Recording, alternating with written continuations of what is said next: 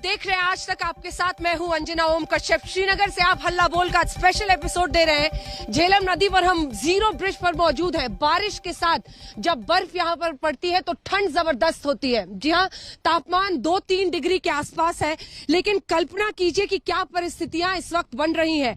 एक के बाद एक टारगेट किलिंग होने के बाद जो सुरक्षा की एक बहुत बड़ी परिस्थिति बनी, उसकी वजह से सियासत यहां गर्म जरूर है। गृह मंत्री अमित शाह का दौरा है। इन सब पर चर्चा करने के लिए कई खास मेहमान हमारे साथ मौजूद हैं। उनका परिचय करा दें। डॉक्टर दरक्षा अंद्रावी, जो कि बीजेपी नेशनल एग्जीक्यूटिव मेंबर है, Jammu Kashmir BJP core group member है, वो हमारे साथ जुड़ गई हैं। हमारे साथ इरफान हाफिज लोन साहब जुड़ गए हैं, जो कि एक एक्टिविस्ट के तौर पर हमेशा कश्मीर के इशू पर बात करते हैं। दो बेहद खास मेहमान हमारे साथ हैं, फारूक रंजू शाह साहब, retired IAS officer, Kashmiri social activist के तौर पर, और माजिद हैदरी कश्मीरी एक्टिविस्ट के तौर पर हमेशा हल्ला बोल में आते हैं। आज चर्चा होगी क्योंकि गृह मंत्री अमित शाह का ये दौरा क्या मायने रखता है। क्या कश्मीर को जन्नत बनाने की जो सूरत अनुच्छेद 370 से आजादी के बाद मिली है, क्या वो मुकम्मल हो पाएगा? इन सब पर चर्चा करेंगे, लेकिन उससे पहले ये रिपोर्ट।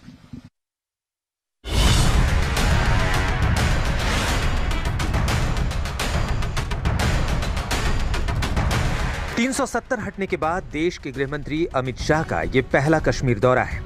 सवाल कश्मीर के विकास का है, आतंकवाद का है, घाटी में कश्मीरी पंडितों की घर वापसी का है, कश्मीर में लगातार हो रही बाहरी लोगों की हत्याओं पर नकेल का है, कश्मीरियों को मुख्य धारा से जोड़ने का है, जिसकी जमीनी हकीकत को समझने और देखने अमित शाह घाटी के दौरे पर पहुंचे हैं।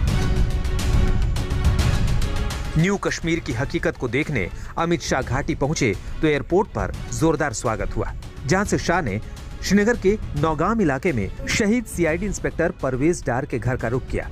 शहीद को श्रद्धांजलि दी। गृह मंत्री ने पीड़ित परिवार से मुलाकात कर भरोसा दिया कि पूरा देश उनके साथ है। मैं आपको विश्वास दिलाता हूं युवा साथियों, ये बदलाव को कोई नहीं रोक सकता। कोई कितनी भी ताकत आजमा ले, ये बदलाव के बयार को अब कोई रोक नहीं सकता।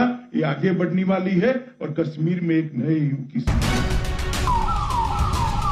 सबसे बड़ी बात, एयरपोर्ट से अमित शाह ने सड़क के रास्ते अपना आगे का सफर तय किया, जिसके साथ ही ये संदेश देने की कोशिश की कि घाटी की गलियां खून से लाल नहीं होंगी, यहाँ अब अमन चैन होगा, दहशतगर्दी बर्दाश्त नहीं होगी।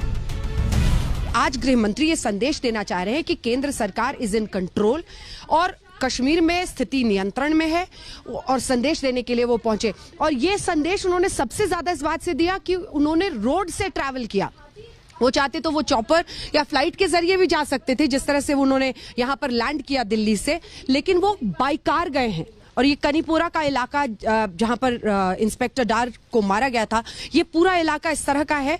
लेकिन इन सब के मद्देनजर एक संदेश देने के लिए सबसे बड़ी बात जो है वो यही है कि गृह मंत्री अमित शाह आज बाई कार वहां पर गए और वहां पर जाकर फातिमा अख्तर, उनकी पत्नी से उन्होंने मुलाकात की है। बीते दिनों आतंकवादियों ने जो भी टारगेट किलिंग की है, अब सरकार वैसी किसी भी आतंकी कोशिश का अंत करना चाहती है। लिहाजा श्रीनगर में शहीद परवेज डार के परिजनों से मुलाकात के बाद अमित शाह राजभवन पहुंचे और हाई लेवल मीटिंग की। इस यूनिफाइड कमांड मीटिंग में तमाम सुरक्षा एजेंसियों के प्रमुख पहुंचे। माना जा रहा है कि जम्मू कश्मीर के DGP दिलबाग सिंह ने गृह मंत्री को घाटी में सुरक्षा के ताजा हालात की पूरी जानकारी दी। सूत्रों के मुताबिक इस बैठक में अल्पसंख्यकों पर, गैर कश्मीरी लोगों पर आतंकी हमले को लेकर भी चर्चा हुई। 2.5 साल पहले जिस कश्मीर से पथराव के समाचार आते थे, टेररिज्म के समाचार आते थे, हिंसा के समाचार आते थे, आज वही कश्मीर में वही कश्मीर का युवा, वही जम्मू का युवा विकास की बात कर रहा है, स्किल अपग्रेडेशन की बात कर रहा है। शाह कश्मीर पहुंचे तो घाटी का सियासी पारा गर्म होने लगा। जो ये कहते थे कि 370 खत्म करने के बाद स्थिति बहुत ठीक हो गई है, और ये उनको जवाब देना चाहिए कि स्थिति ठीक है या नहीं है। लेकिन भारतीय जनता पार्टी के नेता जो हैं वो आप पर आरोप लगाते हैं, महबूबा मुफ्ती पे आरोप लगाते हैं कि आप लोगों की बयानबाजी के कारण आतंकवादियों के हौसले बुलंद हो रहे हैं। उन्होंने तो हर वक्त हम पे ये आरोप लगाए हैं। आज तो शुक्र करिए कि हम हुकूमत में नहीं है, नहीं तो हम पे ये बहुत आरोप लगाते। आज तो हम इन पे आरोप लगाते हैं कि जो ये कहते थे वो कर नहीं सके। कांग्रेस ने भी अमित शाह के कश्मीर दौरे पर सवालिया निशान खड़े किए हैं, जिस पर बीजेपी ने पलटवार किया। आप देखो, आप खुद जा रहे हो, हमारे गृह मंत्री जी, आप खुद जाके परख करो और खुद जाके जायजा लो और आप खुद देखो कि आपका इतने बड़े बड़े रामबाण की जो बात किए गए थे उसका नतीजा कुछ नहीं निकला। आज जो है वो जम्मू कश्मीर विकास के रास्ते पे चला है, विश्वास के रास्ते पे चला है और इस बात का एहसास उन लोगों को भी है, उस खानदानी और पानदानी सियासत वालों को और जिन्होंने सरकारें चलाई उनको भी है कि उन्होंने इन 75 सालों में जो कुछ किया वो जम्मू कश्मीर के लिए बहुत नाइंसाफी की, बहुत अन्याय किया है। अमित शाह के दौरे को देखते हुए घाटी में सुरक्षा के कड़े इंतजाम किए गए हैं। डल झील से लेकर सड़कों तक भारी सुरक्षा बलों की तैनाती की गई है। वहीं सीसीटीवी से लेकर ड्रोन तक से हर हरकत पर नजर रखी जा रही है। अंजना ओम कश्यप के साथ कमलजीत संधू, श्रीनगर, आज तक। रिपोर्ट दिखाने के बाद डॉक्टर दरख्शा अंद्राबी, मैं सबसे पहले आपके पास आना चाहती हूँ। क्या कश्मीर की सूरत बदलेगी? एक के बाद एक देखिए, 11 लोगों की मौत, टारगेट किलिंग, गैर कश्मीर आतंकियों का प्लान तो क्लियर है। वो चाहते हैं कि अनुच्छेद 370 के बाद जो परिस्थितियां बेहतर हुई थी उसको बिगाड़ना है। कैसे यहाँ के लोगों में डर और दहशत, जो यहाँ आकर यहाँ के निर्माण में अपनी भूमिका दे रहे हैं, उनको पीछे करना है। आपकी क्या स्ट्रैटेजी है? आपकी सरकार की क्या स्ट्रैटेजी है? गृह मंत्री के आने से क्या सूरत बदलेगी? देखिए, जो आपने सवाल पहले ही शुरू कर दिया कि माइनॉरिटी कम्युनिटीज के लोग जो मारे गए, टारगेट किलिंग्स, अगर माना जाए तो यहाँ पे हर रोज हर एक घर में मातम होता है। उसमें टारगेट की बात ही नहीं है, टारगेट हर एक कश्मीरी होता है। हाँ। टारगेट हर एक कश्मीरी वो कश्मीरी है जो नेशनलिस्ट सोच रखता है, वो यहाँ पे हमेशा टारगेट रहा है 1990 से। और जब से 370 की बात आई तो 6 महीने तक या साल भर तक ऐसी किलिंग्स नहीं हुई। ये बदनसीबी मानिए कि हम कश्मीरी जो अमन पसंद है, तरक्की पसंद है, उनके लिए ये बदनसीबी थी। ये हमारे लिए एक ऐसा बदनुमा दाग लग गया कि कुछ हफ्तों पहले या कुछ हफ्ते पहले हमारे यहाँ पे टारगेट किलिंग्स, आप सारे नाम देते हैं, हम ये कहेंगे इंसानियत का खून हो गया। अच्छा, बीजेपी की नेशनल एग्जीक्यूटिव मेंबर बनी हुई है, आप अपने अंदाज के लिए जानी जाती है। इतनी सुरक्षा के साथ, इतने सादे बॉडीगार्ड्स के साथ आपको घूमना पड़ता है। आपकी परिस्थिति कुछ बदली है क्या? बीजेपी का सदस्य होकर आज यहाँ पर ज्यादा खतरा है या फिर बेहतर परिस्थिति है? जरा ये बताइए। हम आपको ये कहना चाहेंगे, या तो ये मौका भी नहीं था, आपने सवाल पूछ ही लिया। हम तब से सुरक्षा में घूम रहे हैं, ये सारे हमारे भाई जानते हैं। जब हम स्टूडेंट थे, स्टूडेंट लेवल से, क्योंकि हम हमेशा नेशनलिस्ट रहे। ये नहीं है कि बीजेपी की वजह से हमारी सुरक्षा बढ़ी या सुरक्षा में हम तब से स्टूडेंट लीडर रहे हैं और तब से ही हमने अपने तिरंगे के साथ चलना सीखा। अपने मुल्क और अपने आईन के तहत जो भी बातें होती थी हमने कही, क्योंकि उस वक्त दौर ऐसा था जब सेपरेटिस्ट का दौर था और हम अकेले थे जो बात अपनी कह रहे थे, वो भी हिंदुस्तान। खतरा कम हुआ इन 2 सालों में या बढ़ा? कैसा, मतलब उस पर मेरा सवाल था, छोटा सा। बिल्कुल अंजना जी, देखिए खतरा तो कम होता हमें नजर आ रहा है, क्योंकि अब वो परिस्थितियां नहीं रही और इंशाअल्लाह अमन का दौर आएगा। ये जरूरी है कि आज आप देख रहे हैं, आप आए हैं और बिन मौसम की बरसात हो रही है और बर्फ हो रही है। यही जो पीछे टारगेट किलिंग्स हैं वो बिन बरसात के, और वो हम उसको मानेंगे कि वो वैसी ही किलिंग है जैसे आज बिन मौसम के बरसात हो रही है। ऐसा मौसम नहीं रहेगा, ऐसी किलिंग्स नहीं होंगी, कश्मीर में फिर से अमन आएगा। 370 हटने के बाद माजिद हैदरी गृह मंत्री का ये दौरा है, उम्मीद जगती है आपको भी कि बेहतरी हो रही है, अच्छा हो रहा है? स्वागत करेंगे गृह मंत्री का? देखिए अंजना जी, सबसे पहले तो हम आपका भी स्वागत करेंगे कि आप कश्मीर दोबारा आई हैं, गृह मंत्री जी का भी करेंगे। देखिए, मैं भाजपा का हमेशा खिलाफ बोलता है, उनके बात खिलाफ की है, लेकिन आज मैं एक चीज कहूंगा कि जो प्रधानमंत्री श्री नरेंद्र मोदी जी ने और अमित शाह जी ने जो फैसला लिया था 370 खत्म करने का, वो बहुत ही परफेक्शन के साथ उन्होंने पूरा किया।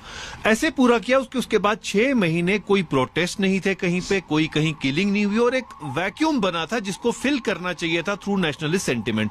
लेकिन ऐसा उसके बाद क्या हुआ कि इतनी बड़ी छवि जो ये दोनों युग पुरुष बन गए, दोनों हमारे बड़े नेता जो हैं आदरणीय प्रधानमंत्री जी और गृह मंत्री जी, ये युग पुरुष बने, लेकिन बाद में ऐसा क्या हुआ कि कश्मीर हाथ से निकलता गया। मैं क्यों कह रहा हूं? जी देखें, कहां हाथ से निकला है? सिविलियन किलिंग्स में सडन स्पाइक हुआ। भाजपा डीडीसी इलेक्शंस में 74 सीट से ज्यादा नहीं ले पाई, 276 सीट से। पब्लिक एलियनेशन बड़ी, आपको मानना पड़ेगा। क्या वजह हुई? वजह यह हुई कि मोदी जी ने जिनके हाथ में जम्मू कश्मीर की सत्ता दी वो फेल हो गए। आपसे सवाल सीधा पूछती हूँ, एक सेकंड माजिद हाजी, आपसे सवाल सीधा पूछती हूँ, क्योंकि एक जो कायर आतंकी है उन्होंने अपनी स्ट्रैटेजी बदली।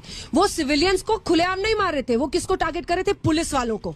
वो टारगेट करने लगे गैर कश्मीरियों को। आप समझिए ना, उन कायरों के खिलाफ तो आप बोलते नहीं है। आप ये बताइए, नहीं, अगर मजदूर जो यहाँ पर आकर जम्मू कश्मीर के निर्माण में अपनी जान को खतरे में डालकर यहाँ पर मेहनत कर रहा है, उसको मारते हैं पीछे से, उसके लिए तो दो बोली निकलती नहीं सर आपकी। आप किसको मार रहे? पुलिस वालों को। आपको पूरी दुनिया जानती है, आप दुनिया को सच बताइए। सुनिए, ये सच नहीं, अब आप मेरी बात सुनिए। सीआईडी इंस्पेक्टर परवेज अहमद डार की क्या गलती थी माजिद हैदरी? बात सुनिए मैडम, मुझे बताइए। गलती उसकी नहीं, उसको सरकार ने मरने क्यों दिया? आपको पता है इस वर्ष कश्मीर में हर 10 दिन में एक सिविलियन मरा है, या एक पुलिस वाला मरा है, एक बेगुनाह मरा है, हर 10 दिन में। पत्थरबाजी तो खत्म हो गई। क्या कर रही है? जो पैसे ले लेके जश्न जाफरान चल रहा है, ये सिर्फ जश्नों में बिजी रही हमारी सरकार जब तक लोग मरते गए। अरे भाई, जम्मू कश्मीर की एडमिनिस्ट्रेशन को, ब्यूरोक्रेसी को अकाउंटेबल बनाओ कि 2 साल से जम्मू कश्मीर में हो क्या रहा है, कि सरकार लोगों के दिल क्यों नहीं जीत पा रही है।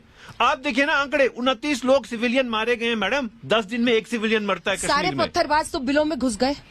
अब ये कायर आतंकी यहाँ पर आकर गैर कश्मीरियों को टारगेट कर रहे हैं। आपको समझ में नहीं आ रहा क्यों? नहीं, ये क्यों कर रहे हैं? सरकार होने क्यों दे रही है? आप कहती है कर रहे हैं, मैं कहता हूँ होने क्यों दे रही है सरकार? आप सरकार की बड़ी काम लगाती हैं। सरकार को इस पर एफर्ट करना पड़ेगा। फारूक रंजू शाह साहब कि ये देखिए 11 लोगों की मौत ये पिछले 18 दिनों में हुई है, और इसकी वजह से लोगों के मन में एक डर जो वो बिठाना चाहते हैं आतंकी, वो ना बैठ जाए, फिर तो दिक्कत होगी सरकार को।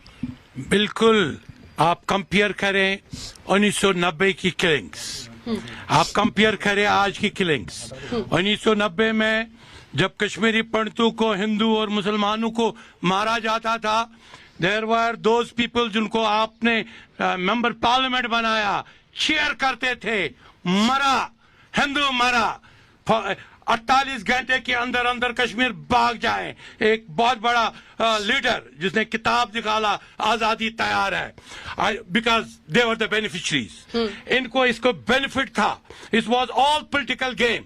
आज कंपेयर मैं करता हूं, आज एक शख्स कंडेम कर रहा है, हर कश्मीरी मुसलमान कह रहा है मुझे बदनाम मत करो, मुझ पे तहमत मत चढ़ाओ। कश्मीरी पंडित की प्रॉपर्टी 1% ने खाई। 96 में बिल बनाई गई और उन लोगों को पावर में लाया गया, उन्हीं रेडिकल्स ने उनको पावर में लाया गया। उन्होंने अपने जो इन्होंने क्लर्जी है उसको वोट बैंक और उनके दारुल उलूम्स और उनके मदरसाओं को वोट बैंक बनाया, स्लीपर सेल्स बनाए, क्योंकि वो दोबारा वापस आना चाहते हैं। वो पहले जो आपने कहा 6 महीने ये खामोशी थी, देवर स्लीपिंग। अब वही पॉलिटिशियंस दोबारा पावर चाहते हैं, नौकरी वापसी के लिए क्रिएट कर रहे हैं सिचुएशन। और मैं कह रहा हूं कि इस वक्त जो भी कश्मीर हैंडल कर रहा है और जैसे भी कश्मीर हैंडल कर रहा है, वो अच्छी तरह माइक्रोस्कोपिक अंदाज में समझे कि कश्मीर अब तैयार नहीं है कि अब मुझे सारी दुनिया में आतंकवादी कहा जाएगा। आतंकवादी मैं कहता हूं न वो कश्मीरी है जिसने वो सिख फीमेल को मारा, न वो मुसलमान हो सकता है। अगर वो मुसलमान घर में पैदा हुआ है, उसको कोई राइट नहीं है मुसलमान कहने का। क्यों मारे? मेरे प्रॉफिट मोहम्मद सल्लल्लाहु अलैहि वसल्लम ने क्या सिखाया है कि किसी इनोसेंट को मारो? नहीं सिखाया है। क्यों इरफान हाफिज लोन साहब सही नहीं कह रहे वो? देखिए अंजना जी, मैं तो इनसे सहमत हूँ। और गृह मंत्री का स्वागत आप भी कीजिए। मैं ये कहता हूँ, मैं इस बात से सहमत हूँ कि from religious point of view अगर एक निर्दोष व्यक्ति मारा जाता है तो पूरी इंसानियत का कत्ल होता है। मैं बता रही हूँ कि आप आतंकियों के प्रवक्ता क्यों मैं बोलती हूँ आपको, तो सुनिए। जी। पूरे हिंदुस्तान से कोई आकर यहाँ पर जमीन खरीदे, यहाँ पर मिलना जुलना हो, तो आपके पेट में क्यों दर्द होता है सर? आप जाकर अन्य जगहों पर पूरे देश को मिलाकर एक रहे भारत, लेकिन आपको क्यों नहीं बदलाव हो? क्यों आपके पेट में दर्द होता है सर? तो बात है, आप आतंकियों के प्रवक्ता बनते हैं, गैर कश्मीरियों को मारा जाता है। अरे छोड़िए, आप सर्टिफिकेट पॉकेट में रखिए, पहले सर्टिफिकेट पॉकेट में रखिए, हमें नहीं चाहिए आपकी सर्टिफिकेट की आवश्यकता नहीं है। तो फिर चलिए हमारी बात को सुनिए आप नहीं प्लीज। वो संयुक्त राष्ट्र के लोग हैं, मैं संयुक्त राष्ट्र के प्रस्तावों को हाल नहीं मानता, लेकिन वो बैठे हैं हिंदुस्तान में, कहीं बैठे हैं संयुक्त राष्ट्र के लोग, क्यों नहीं भगा रहे? आप पीछे देखिए ना, वो बैठे हैं, उनका वो बंगला उनका वहां पर हेडक्वार्टर है, क्यों नहीं निकाल रहे आप संयुक्त राष्ट्र? क्यों बैठे यहाँ पर? दूसरी बात आपको मैं ये कहना चाहता हूं आपको कि जो हम आपसे बताते हैं कि जहां पर भी विश्व में आप देखेंगे, इवन इंडिया में कुछ हमारे ऐसे राज्य है जहां पर जमीन को लेकर प्रोटेक्शन है वातावरण के कारण। महाराजा ने किया था, और जब हमने भारत सरकार के साथ हाथ मिलाया था तो उस भारत की सरकार में, जिसमें श्यामा प्रसाद मुखर्जी भी थे, जिन्होंने हमें कहा 370 में वो लिखा था कि हिंदुस्तान का सिर्फ 3 चीजों पे अधिकार होगा। और आपने मंगल सिंह की तरह जो डाका डाला, मेरे जैसे लोग, मेरी जैसी आवाज जो हिंदुस्तान के आईन में हल पे यकीन रखते हैं, विश्वास रखते हैं, उनको आपने नीचे दिखाया। ये माजिद हैदरी साहब हमारे सबसे अच्छे यहां पर माने जाने हुए एक प्रोफेशनल हमारे जर्नलिस्ट है। पूछे इनसे किस तरीके से गैर कानूनी तौर इनको बंद रखा पुलिस। दुकान का नाम क्या है जहां आप सर्टिफिकेट देते हैं? अगर कश्मीरी अपने आप को सुलझा हुआ मानता है और आप इस तरह से पूरे दुनिया में अपने आप को बदनाम करने की ये सबसे बड़ी कोशिश है। मैं इरफान साहब के साथ आज पहली बार डिबेट में हूं, लेकिन मुझे बिल्कुल अच्छा नहीं लगता है। ठीक है, आप अपनी बात रख लीजिए, बट मैं प्रवक्ता होने के नाते, पार्टी की प्रवक्ता, मैं तो ये बर्दाश्त नहीं करूंगी। देखिए, मेरी पार्टी है, हमारी सरकार है, ठीक है, आपको सरकार से बहुत सारे प्रश्न भी होंगे आपको सरकार से, लेकिन इस तरह से कहने का हक तो है, लेकिन इस तरह से कहने का हक नहीं होता है कि आप हर जगह बदनामी और शोर शराबे से अपनी बात कभी न किसी ने मनवाई है, ना शोर शराबे से कोई मसला आज तक हल हुआ है। अगर हमने शुरू से कश्मीर में लेकिन हल क्या है? पार्टी क्या सोच रही है? अब देखिए, एलजी रूल चल रहा है, 2 साल 2 महीने हो गए अंद्राबी जी। अब आप लोगों को बताना पड़ेगा कि क्या आगे का रास्ता है। जो विकास, जो शांति वाला कश्मीर आपने प्रॉमिस किया है, वो आपको डिलीवर करना है। हम मानते हैं ना, हम आपसे बात कर रहे हैं कि हर एक जगह पर पॉलिटिकल प्रोसेस के बगैर चारा नहीं, क्योंकि हम डेमोक्रेसी में रहते हैं, हम डेमोक्रेसी पे बिलीव करते हैं।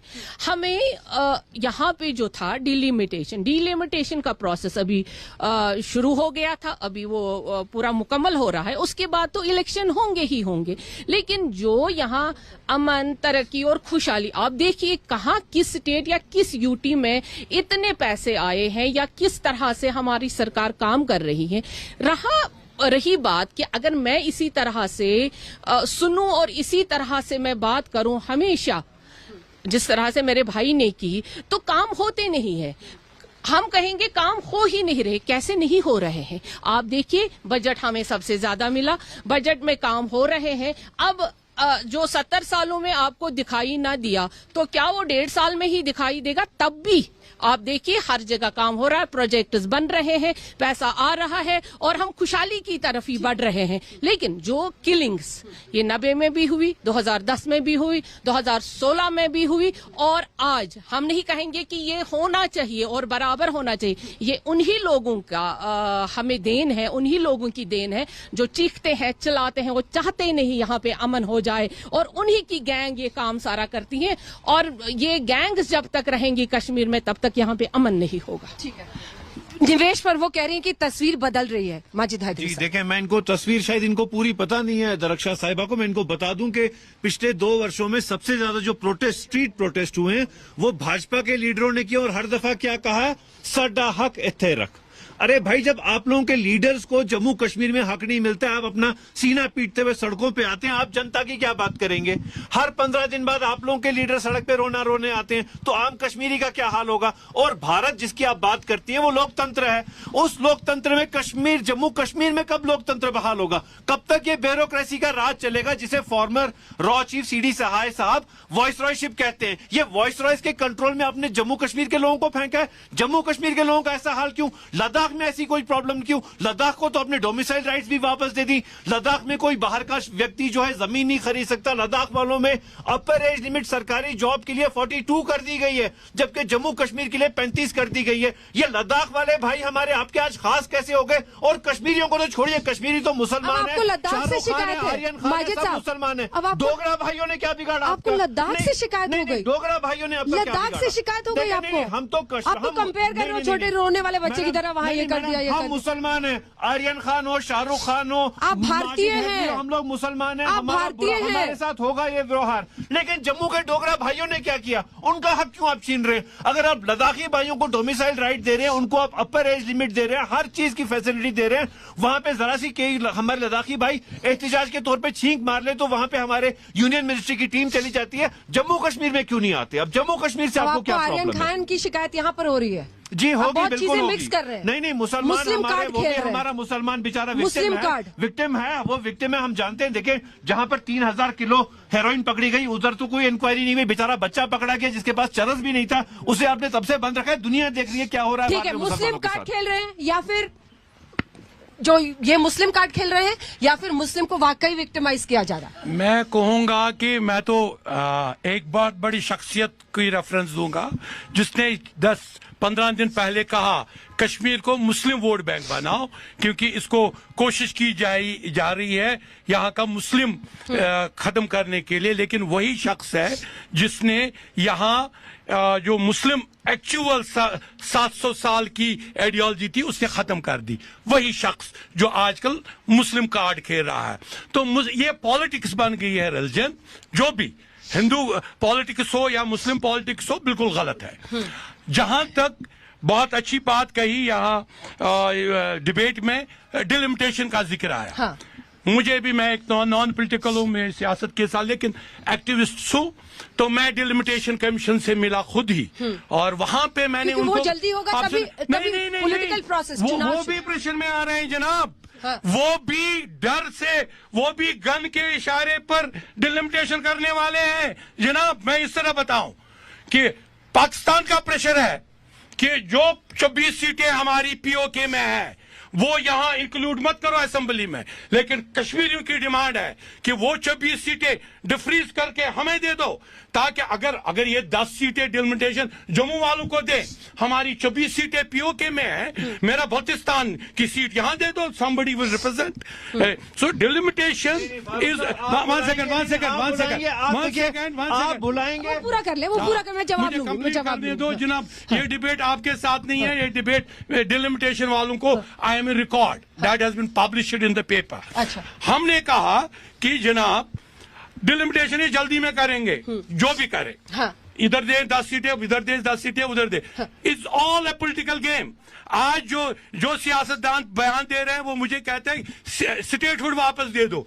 कौन सा स्टेटहुड? हमें यूटी में ज्यादा फंड से बेहतर है अगर ये सिंपल स्टेटहुड मांगते हैं। अगर ये 370 वाला या 1953 वाला स्टेटहुड मांगते हैं तो फिर क्लियर क्यों नहीं करते हैं लोगों के सामने? लोगों को अब टाइम हो गया, एग्जॉस्ट हो गया लोगों को बेवकूफ बनाने का, वोट इसलिए लेने का कि जनाब हम असेंबली में जाएंगे, 370 बिल पास करवाएंगे। अरे क्लियर कराओ भाई, देन यूटी इज बेटर। मैं कहता हूं यूटी इज बेटर। और दूसरा, अगर आपकी democracy should not be use, इसको इस्तेमाल ना करें वो लोग जो डेमोक्रेसी के नाम पर छुरा घोंप रहे हैं सबको।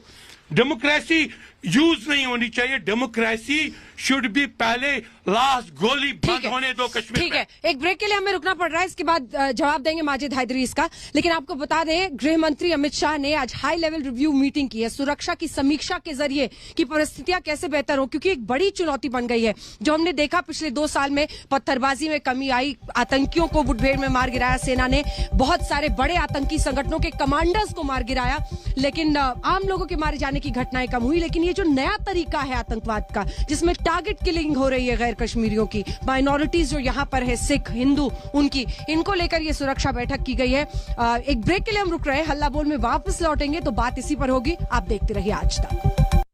श्रीनगर से हमारी इस विशेष पेशकश में आपका स्वागत है। हल्ला बोल आज इसलिए क्योंकि गृह मंत्री अमित शाह सुरक्षा बैठक के लिए यहां पर पहुंचे। अनुच्छेद 370 5 अगस्त 2019 को हटाया गया था। आजादी मिली थी जम्मू कश्मीर को अनुच्छेद 370 से, लेकिन क्या आतंकवाद से पूरी तरह से आजादी मिलेगी? आतंक का जो एक नया ट्रेंड हम देख रहे हैं, टारगेट किलिंग का, इन सब को लेकर यह सुरक्षा बैठक गृह मंत्री की हुई है और इसी पर हम चर्चा कर रहे हैं यहाँ पर जीरो ब्रिज से श्रीनगर में। माजिद हैदरी, आप उनकी बात पर देखिए, डिलिमिटेशन का प्रोसेस जल्दी से खत्म होगा, चुनाव की प्रक्रिया शुरू होगी, आप उस पर किसी बात पर ऑब्जेक्ट करें? जी देखें, ये डिलिमिटेशन का जो भाजपा का एक नया ड्रामा है कि जी जो पाकिस्तान ऑक्यूपाइड कश्मीर में जो सीट्स हैं या गिलगित बल्तिस्तान में जो सीट्स हैं जी वो अब यहां दी जाएं।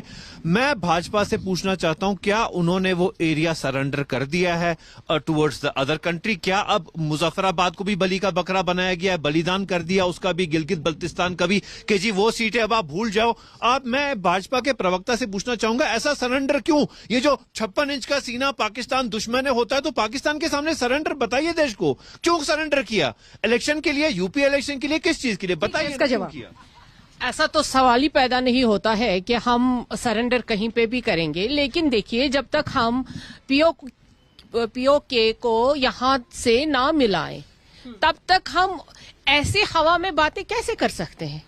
सरेंडर की तो कहीं हमारे मोदी जी या हमारे गृह मंत्री जी ने कहीं सरेंडर की बात तो कही नहीं, हमारी पार्टी ने कहीं सरेंडर की बात ही नहीं की। बट जो अभी प्रेजेंट हमारी सिचुएशन है, जो जिसपे डिलिमिटेशन हो रहा है, जो हमारे 2011 की जो हमारी सेंसस जो रिकॉर्ड है उस पे ही डिलिमिटेशन रिपोर्ट तो आएगी, तो उसमें जो हमारी सीटें बढ़ेंगी, चाहे वो कश्मीर में बढ़ेंगी चाहे वो जम्मू रीजन में बढ़ेंगी, तो उसके बलबूते पे ही उसी के आधार पे यहाँ पे इलेक्शन प्रोसेस शुरू होगी। और पॉलिटिकल जो सारे बात कर रहे हैं, जैसे हमारे एक साथी ने अभी बता दिया कि वो सीटें भी, देखिए बात करना आसान है, प्रैक्टिकल में हमें देना जरूरी है ना। मैं वैसे हवा में बात नहीं, प्रैक्टिकल में वो देना जरूरी है। हमारी सीटें हैं मौजूद, क्योंकि हमने हमेशा जब भी यहाँ 47 से इलेक्शन प्रोसेस शुरू हुआ है तब से हमारी 26-25 सीटें हमेशा रिजर्व रही है असेंबली में। बट वो असेंबली की सीटें तभी वापस आएंगी जब हम पीए को यहाँ से मिलाएंगे। बोलना चाह रहे हैं, लेकिन एक बार मैं अब इस हिस्से में जरा गृह मंत्री अमित शाह का जो पूरा प्लान है, क्योंकि 2019 में वो देश के गृह मंत्री बने, उसके बाद पहला दौरा उनका जम्मू कश्मीर का 5 अगस्त 2019 जब अनुच्छेद 370 यहां से हटाया गया। आपके साथ शुरुआत करते हुए गृह मंत्री के तौर पर उन्होंने जो कहा और जो बीजेपी का शुरू से प्लान रहा था वो उन्होंने यहां पर किया है, कर दिखाया है। 2 साल तक, 2.25 साल तक परिस्थितियां काफी बदली। आतंकवाद के नजरिए से पत्थरबाज सारे बिल में छिप गए, आतंकवाद में कई कमांडर्स को मार गिराया हमारी सेना ने, सूरत बदलती हुई दिखी, लेकिन ये आतंक का नया ट्रेंड है। गृह मंत्री अमित शाह की परफॉर्मेंस पर क्या कहें? देखिए, अमित शाह जी के बारे में हम यही बोलेंगे कि वो उस धरती से आ रहे हैं, उनकी जो जन्मभूमि है वो गुजरात है, जहां से महात्मा गांधी जी की भी वही जन्मभूमि थी। तो इसलिए जो गांधी जी हमेशा वार्ता पे, अहिंसा पे विश्वास रखने वाले लोग थे, तो इनकी राजनीतिक सफर भी इनका वहीं से शुरू हुआ है। इसलिए हम यही इनसे कहेंगे, माननीय प्रधानमंत्री जी से, गृह मंत्री जी से, कि आप तो है प्रधानमंत्री, गृह मंत्री, लेकिन आप स्टेटसमैन बनिए, वाजपेयी जी की लेगेसी को आगे बढ़ाइए कि कश्मीर को सुलझाना है। इंसानियत, जमहूरियत, कश्मीरियत के दायरे में दोस्त बदल सकते हैं, पड़ोसी नहीं बदल सकते। और आपको ये मैं कहना चाहूंगा कि जैसे अभी हालात यहां पर है, अंजना जी, आपने तब पार्लियामेंट में जो सरकार ने कहा कि 370-35 से हट जाएगा, कश्मीर में शांति विकास हो जाएगा, और उन्होंने ये भी कहा वहां पर कि वहां सूचना का अधिकार नहीं है, भ्रष्टाचार विरोधी कानून नहीं है, वो था हमारे पास।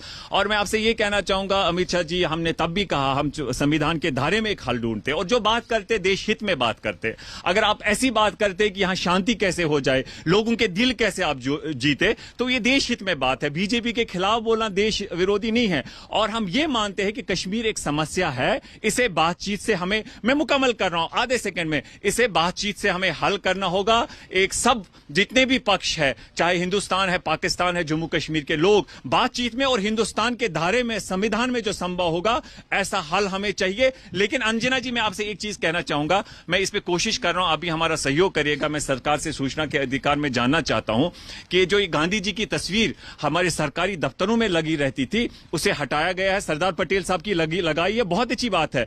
लेकिन उसके साथ साथ गांधी जी की तस्वीर को उन्होंने हटाया। इसलिए हम बहुत कम उम्मीद रखते हैं इस सरकार से कि जिन्होंने गांधी जैसे जो फादर ऑफ द नेशन है उसकी तस्वीर सरकारी दफ्तरों से हटाई। फारूक रंजू शाह साहब, गृह मंत्री जो कोशिश कर रहे हैं और जो उनका सपना एक तरह से था, गृह मंत्री बनने के फौरन बाद उन्होंने अनुच्छेद 370 हटाया और पूरे देश को से जोड़ने का जो काम हुआ, उस पर आपकी क्या राय है जो वो कर रहे हैं? मैं एक बात जरूर बताऊंगा कि जो रिसेंटली यहाँ का जो आज आप देख रहे हैं, आप बर्फ में ये हमें रिकॉर्ड कर रही है, लेकिन इसकी जो मेट्रोलॉजिकल डिपार्टमेंट है वो बल्तिस्तान का मौसम भी बता रहा है और वो गिलगित का मौसम भी बता रहा है। तो उस ये मुझे लग रहा है कि एक अच्छा सेटअप है कि जो हमारा टेरिटोरियल जो हमारी पार्ट है उसके मौसम भी बताया जा रहा है। और आपने इमरान खान को सुना होगा, आपने शाह मोहम्मद कुरैशी को भी सुना होगा, वो कह रहा है कि जनाब गुपकार गैंग हमारी है, अगर आपने सुना होगा। और इमरान खान ने बाज़ाब्ता तारीफ की अब्दुल्लाज की भी और महबूबा मुफ्ती की भी। भाई से तो देखिए पीएम भी मिल रहे हैं ना, पीएम भी मिल रहे हैं ना उनसे। तो वो तो आपकी प्रॉब्लम है। मैं तो आप इसलिए बोल रहा हूं कि अगर ये चीजें हैं, हमारे लेजिस्लेटर्स पीएम उनसे तब मिल रहे हैं जब वो हमारे लेजिस्लेटर्स है। अगर हमारे लेजिस्लेटर्स उनके प्रॉक्सीज है तो हमारी जो वहां सीटें हैं, बड़े सुलझे अंदाज में इंदिराबी जी ने भी कहा, और इनसे पहले जो इनका रविंदर साहब है वो तो खुद डिलिमिटेशन से मिले थे प्रेसिडेंट ऑफ बीजेपी, और उन्होंने भी कहा था डिफ्रीज करो, वो दैट इज इन रिकॉर्ड। सो अगर हमारे जो यहाँ पे लेजिस्लेटर आएंगे, भले ही वो वहां की स्टेट्स हो, तो हमारे यहाँ असेंबली में वॉइस रहेगी, तो कौन, ये तो मेरे ख्याल में विक्ट्री ऑफ इंडिया है। But India should be determined for the victory, ideologically determined. They should not have this thing. कोई शक और शुबा नहीं होना चाहिए। because इन्होंने अभी जिक्र किया United nation is here, UNO ने कहा। अब यूएनओ अगर यहाँ सिंबॉलिकल है, अगर यूएनओ की जगह हमारा बल्तिस्तान का एमएलए यहाँ सिंबॉलिकल होगा तो यूएनओ को खुद ही न्यूट्रलाइज कर लेगा। ठीक है, you have to neutralise it. Majid Haidri साहब, एक तो गृह मंत्री की भी भूमिका पर, और अब्दुल बासित को जानते हैं आप, जो पाकिस्तान वाले एम्बेसडर थे इंडिया में, वो भी कह रहे हैं कि दुबई का जो इन्वेस्टमेंट आ रहा है अब जम्मू कश्मीर में, वो भारत के लिए एक बहुत, मतलब के नजरिए से it's a big victory point. तो आपको नहीं लगता है कि दुबई से इन्वेस्टमेंट आना, जम्मू कश्मीर, शारजा के लिए यहाँ से एयरपोर्ट भी खुलना डायरेक्ट फ्लाइट के लिए, एक्टिविटी का हब बन रहा है, धीरे धीरे ही तो बदलाव आएगा। और गृह मंत्री का भी जो ये दौरा है। जी देखिए, मैंने भाजपा की पॉलिसी और आपके चैनल पे भी काफी दफा देखे हैं दो लफ्ज, इस्लामिस्ट टेरर और वहाबी इस्लाम, जिस दोनों को कहा जाता है कि कश्मीर में। सवाल का जवाब तो दे दीजिए पहले। मैं वही बता रहा हूँ। देखें, जो शारजा और दुबई जो है वो वहाबी कंट्री है, जिसके बारे में भाजपा कहती है कि वहाबी यहाँ पे टेरर लाते हैं। तो क्या ये एयर कनेक्शन क्या है वो मैं नहीं जानता, लेकिन एक चीज बताऊंगा। अब देखिए, सामने श्रीनगर के पहाड़ पे बर्फ पड़ी है, आज बर्फ पड़ रही है अक्टूबर के महीने में।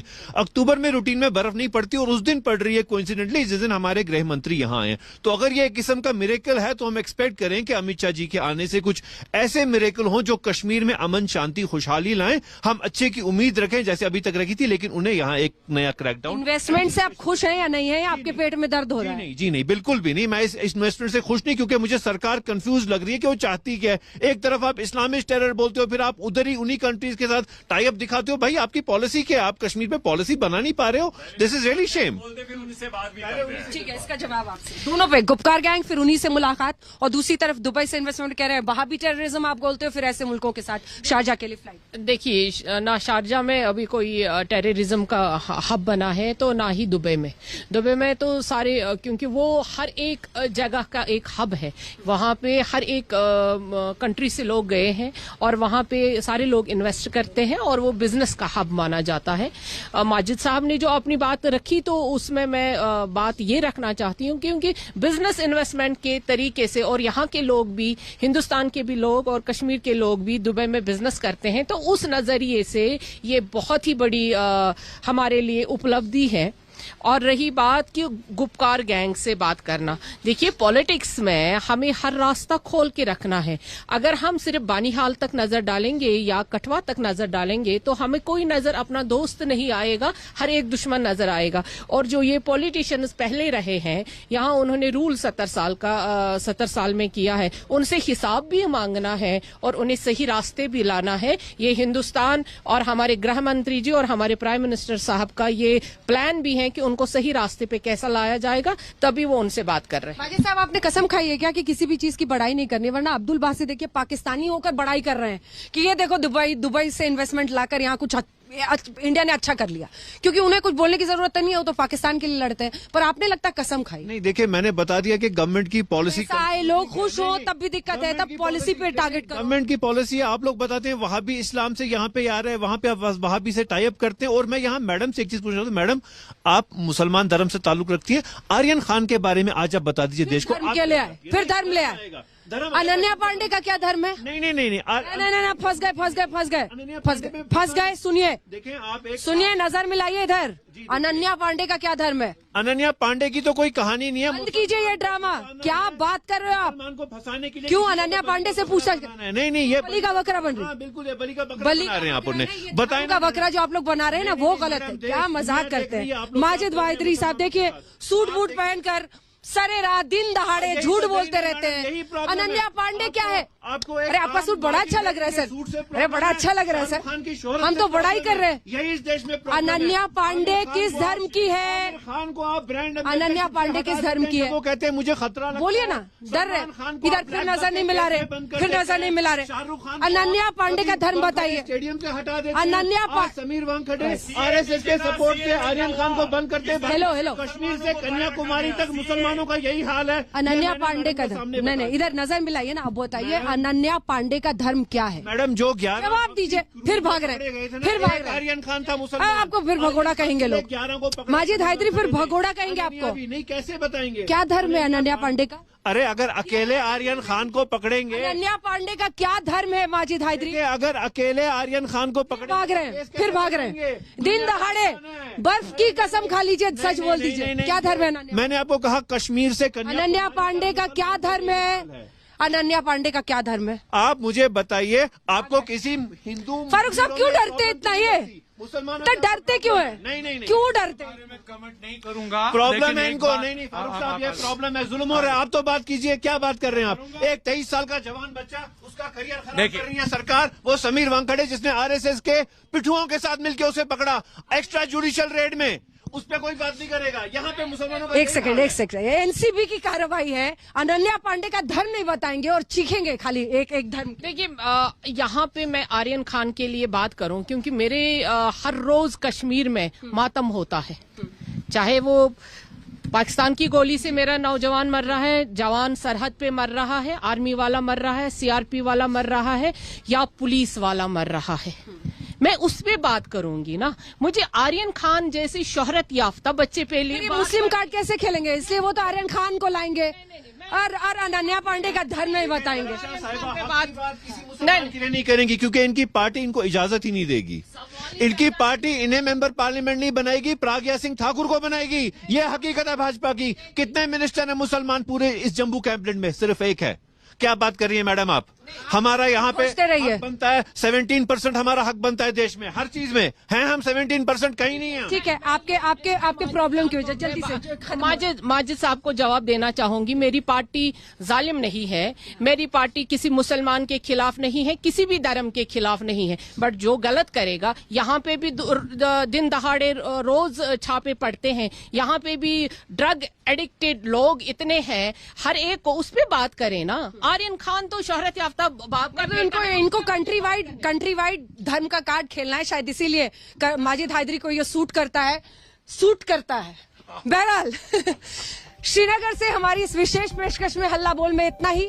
लेकिन गृह मंत्री अमित शाह का ये दौरा, और इसी के साथ देखिए, एक तरफ कश्मीर के लोग ही हैं जो कश्मीरियत को जिंदा रखते हैं, लेकिन जो लोग कश्मीर के बाहर से आकर कश्मीर के निर्माण में भूमिका निभाते हैं, वो भी इसी कश्मीर और इसी कश्मीरियत से रिश्ता रखते हैं। वो रिश्ता आहत है इन टारगेट किलिंग्स की वजह से।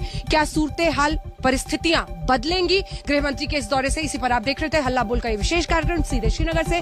देश दुनिया की बाकी खबरों के लिए आप देखते रहिए आज। श्रीनगर में मौसम सर्द जरूर है, लेकिन एक के बाद एक हो रही आतंकी घटनाओं ने यहाँ पर माहौल जिस तरह से गर्म कर दिया है, और सियासत गर्म है। गृह मंत्री का अमित शाह का दौरा है जम्मू कश्मीर का। श्रीनगर में हाई लेवल सुरक्षा मीटिंग है। इसी के साथ सीधे श्रीनगर शारजाह एक विमान की भी शुरुआत करके एक संदेश है, भरोसा दिलाने की कोशिश है, जिसकी शुरुआत उन्होंने शहीद परवेज अहमद डार के घर से जाकर की है, ताकि लोगों में भरोसा जगे और श्रीनगर के आने वाली सूरत पर लोगों का विश्वास। इसी पर आप देख रहे थे हल्ला बोल। देखते रहिए आज तक।